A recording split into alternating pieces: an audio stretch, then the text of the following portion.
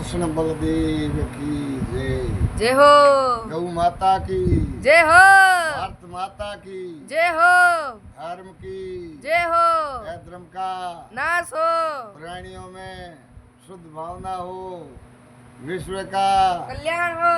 ये बात तो भाई लोगों, ये अपना हिंदू राष्ट्र जो भारत देश के अंदर हिंदुस्तान बोलते हैं, हिंदुओं का, जहाँ पर हिंदुस्तान का हिंदू राष्ट्र घोषित किया जाता है।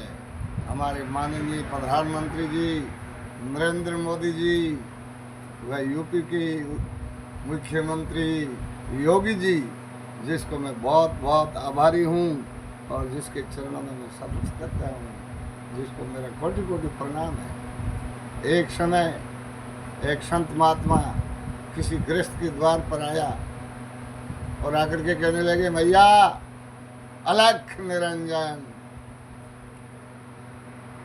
तो घर में सासू और बींदनी दोनों बैठी थी, गरम गरम खिचड़ा बना रही थी। सासू ने कहा, जा बेटा महात्मा जी को खिचड़ा डाल। बेटे की बींदनी खिचड़ा लेती और महात्मा जी ने पूछा, बेटा खिचड़ा ये गर्म है ठंडा है? तो वो सुज्ञानी थी, उसको आत्मज्ञान था, जिसको ब्रह्म ज्ञान था। वो कहने लगी, महाराज ये खिचड़ा ठंडा है, खिचड़ा तो गर्म था, अंदर से धुआं निकल रहा था, तो महात्मा जी को दिखाई दे रहा था। तो पूछने का कारण और तात्पर्य कुछ और था। सासू ने सोचा, रही गर्म खिचड़ा है और महात्मा जी के साथ में ये मजाक कर रही है, शर्म नहीं आती मेरी बींदनी को। देख बोली बींदनी, खिचड़ा ठंडा और गर्म बताया कि सासू जी इस बात का कारण कुछ और है। तो बेटा महात्मा जी पूछ रहे हैं किसको? उस गृहस्थ के बेटे की बींदनी को, तो ये खिचड़ा गर्म है ठंडा? कि महाराज खिचड़ा ठंडा है, खिचड़ा तो गर्म था। तो तुम्हारी आयु? कि मेरी आयु 8 साल। तुम्हारे पति की आयु? कि 4 साल। तुम्हारा ससुर? कि 2 साल का।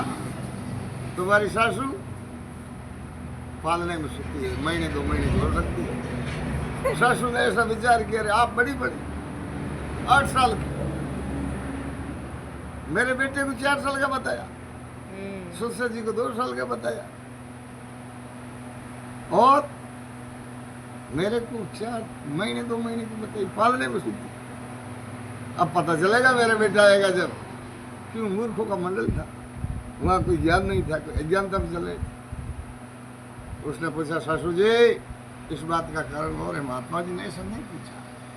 तो क्या मेरे को 8 साल हुआ है, भगवान का सुमन करते, जय श्री राम इसी प्रकार। और तुम्हारे बेटे को 4 साल हुआ है, भगवान की भक्ति करते को, बाकी के दिन वैसे ही चले गए। तो तेरे ससुर को तुमने 2 साल का बताया कि ससुर जी 2 साल हुआ, स्नान करके अभी भोजन करते हैं। पहले तो स्नान नहीं चले जाते, तो मेरे को महीना 2 महीना। तो तुम तो हाल तक ही भगवान की भक्ति नहीं करते हो, भगवान का नाम नहीं लेते हो, तो तुम्हारा जन्म है वो एड़ा चला गया। इसीलिए जाम्बू जी ने कहा, कह रही मूर्खा ते जन्म घुमायु। हे मूर्ख,